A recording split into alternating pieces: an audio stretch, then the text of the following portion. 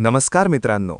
आज आपण आधुनिक महाराष्ट्राच्या इतिहासातील एक अत्यंत महत्त्वाचा टॉपिक पाहणार आहोत. ब्रिटिशकालीन जमीन महसूल पद्धती. ब्रिटिशांनी भारतात सत्ता प्रस्थापित केल्यानंतर सर्वप्रथम कोणत्या गोष्टीवर लक्ष केंद्रित केले? ते म्हणजे जमीन महसूल. रयतवारी, जमीनदारी आणि महालवारी या पद्धतींनी महाराष्ट्रातील शेतकऱ्यांच्या जीवनात मोठे बदल घडवले.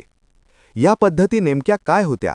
त्यांचे फायदे तोटे काय होते आणि त्याचा सामाजिक व आर्थिक परिणाम काय झाला? चला तर मग हा संपूर्ण विषय सोप्या आणि परीक्षाभिमुख पद्धतीने समजून घेऊया. नमस्कार. आज आपण एका खूप महत्त्वाच्या विषयावर बोलणार आहोत. ही कथा आहे भारतीय शेतकऱ्याच्या जीवनात झालेल्या एका मोठ्या बदलाची. कसा एक शेतकरी जो शतकानुशतके जमिनीचा मालक होता, तो आपल्याच जमिनीवर कूळ झाला.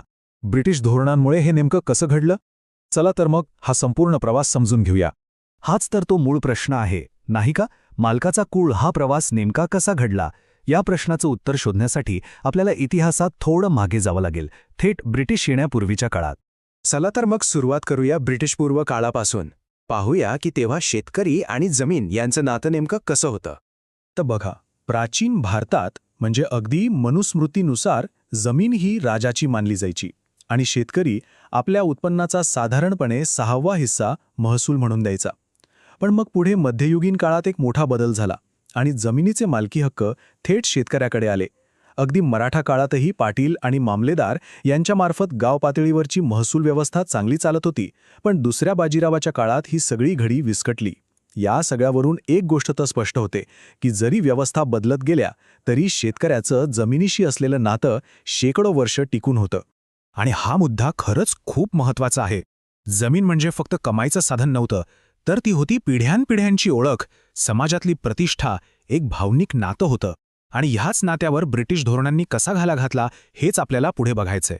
आणि मग येते ईस्ट इंडिया कंपनी. त्यांचं ध्येय अगदी स्पष्ट होतं, जास्तीत जास्त महसूल मिळवणं. ह्याच एका ध्येयातून त्यांच्या पहिल्या मोठ्या आणि वादग्रस्त धोरणाचा जन्म झाला. यालाच आपण कायमधारा पद्धत किंवा जमीनदारी सिस्टम म्हणून ओळखतो. कल्पना अगदी सोपी होती. सरकार आणि शेतकरी यांच्यामध्ये जमीनदारांना उभं करायचं. हे जमीनदार शेतकऱ्यांकडून कर गोळा करतील आणि त्यातला एक ठराविक हिस्सा कंपनी सरकारला देतील. आणि या पद्धतीची क्रूरता बघा. एका रात्रीत पिढ्यानपिढ्या जमीन कसणारा शेतकरी आपल्याच जमिनीवर जणू काही भाडेकरू झाला. महसुलाचा दर किती होता? तब्बल 89%, जो थेट ब्रिटिशांना जायचा. आणि या सगळ्यावर कळस होता तो सूर्यास्त कायदा. म्हणजे जर एखाद्या जमीनदाराने ठरलेल्या दिवशी सूर्यास्ताच्या आत महसूल भरला नाही तर दुसऱ्या दिवशी त्याची अख्खी जमीनदारी लिलावात निघायची. विचार करा, यामुळे कितीतरी लहान जमीनदार आणि शेतकरी अक्षरशः रस्त्यावर आले असतील. आता जमीनदारी पद्धत तर फसली. मग ब्रिटिशांनी आपला मोर्चा वळवला एका नवीन प्रयोगाकडे. आणि हा प्रयोग वरवर पाहता शेतकऱ्यांच्या हिताचा वाटत होता, कारण यात मधला जो जमीनदार होता त्यालाच काढून टाकण्यात आलं. या नव्या पद्धतीचं नाव होतं रयतवारी. रयत म्हणजे शेतकरी. नावाप्रमाणेच इथे सरकार थेट शेतकऱ्याकडूनच महसूल गोळा करणार होतं. म्हणजे जमीनदाराचा संबंधच संपला. इथे आपल्याला या दोन्ही पद्धतींमधला फरक अगदी स्पष्टपणे दिसतो. बघा, जमीनदारीमध्ये मध्यस्थ होता जमीनदार आणि तोच जमिनीचा मालक होता. तर रयतवारीमध्ये कोणीच मध्यस्थ नाही आणि शेतकरी स्वतः जमिनीचा मालक. जमीनदारीत कर कायमचा ठरलेला, तर रयतवारीमध्ये तो दर 20-30 वर्षांनी बदलणार होता. म्हणजे कागदावर तर ही पद्धत खूपच चांगली दिसत होती, नाही का? पण खरी मेख इथेच होती. हा आलेख बघा. ब्रिटिश येण्याआधी शेतकरी आपल्या उत्पन्नाचा साधारण 6वा हिस्सा म्हणजे जवळपास 17% कर द्यायचा. पण रयतवारी पद्धतीत काय झालं? हाच कर तोही रोख पैशांच्या स्वरूपात तब्बल 55% जाऊन पोचला. म्हणजे मधला माणूस गेला, पण कराचा बोझा कैकपटींनी वाढला. आता या सगळ्यात महाराष्ट्रात मात्र एक वेगळा, जरा अधिक विचारपूर्वक प्रयोग करून पाहण्यात आला. माउंट स्टुअर्ट एल्फिन्स्टनने मौजेवारी नावाची एक पद्धत आणली. ही पद्धत म्हणजे जणू काही जमीनदारी आणि रयतवारी यांच्यातला एक सुवर्णमध्य होती. यात काय केलं तर कोणत्या एका व्यक्तीवर कर लावण्याऐवजी संपूर्ण गावावर म्हणजे मोझ्यावर एकत्रितपणे कर ठरवला जायचा आणि तो पाटील कुलकर्णींसारख्या पारंपरिक अधिकाऱ्यांमार्फतच गोळा केला जायचा. म्हणजे स्थानिक पद्धतींचा आदर केला गेला होता. पण दुर्दैवाने हा समंजसपणा फार काळ टिकला नाही. एल्फिन्स्टन निवृत्त होताच महाराष्ट्रातही तीच कठोर रयतवारी पद्धत लागू झाली आणि इथला शेतकरीही त्याच दुष्टचक्रात अडकला. आता आपण या कथेच्या सर्वात महत्त्वाच्या आणि निर्णायक टप्प्यावर आलो आहोत. या सगळ्या धोरणांचा मिळून एक जो परिणाम झाला तो म्हणजे जमिनीचं रूपांतर एका वस्तूमध्ये झालं.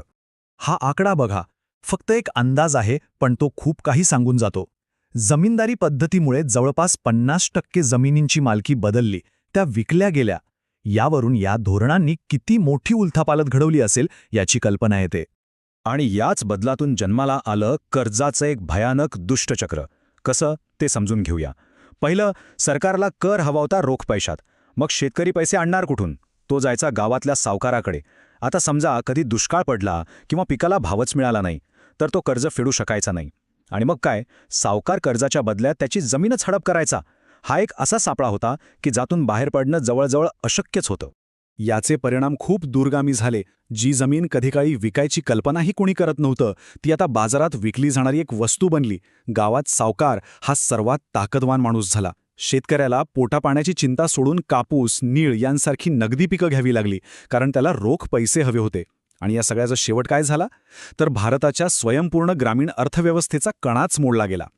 तर मग शेवटी या सगळ्या वसाहतवादी धोरणांनी आपल्यासाठी वारसा म्हणून काय मागे ठेवलं याचा विचार करूया. आणि हेच या संपूर्ण कथेचं सार आहे. मालकाचा कूळ होण्याचा प्रवास इथेच पूर्ण होतो. शेतकऱ्याची ओळख जी त्याच्या जमिनीशी जोडलेली होती, तो जो जमिनीचा पालक होता, तो आता फक्त एक कर्जदार बनून राहिला, ज्याच्या डोक्यावर आपली जमीन कधी जाईल याची टांगती तलवार सतत असायची. आणि जाता जाता हा एक प्रश्न. आज आपण आपल्या ग्रामीण भागात जे संकट बघतो, शेतकऱ्यांच्या ज्या समस्या बघतो, त्यामध्ये ह्या इतिहासाची सावली किती गडद आहे? ह्या वसाहतवादी धोरणांचा प्रभाव आजही आपल्यावर आहे का, याचा विचार करायला हवा. अशाच नवनवीन व्हिडिओजसाठी चॅनल सबस्क्राईब करायला विसरू नका. धन्यवाद.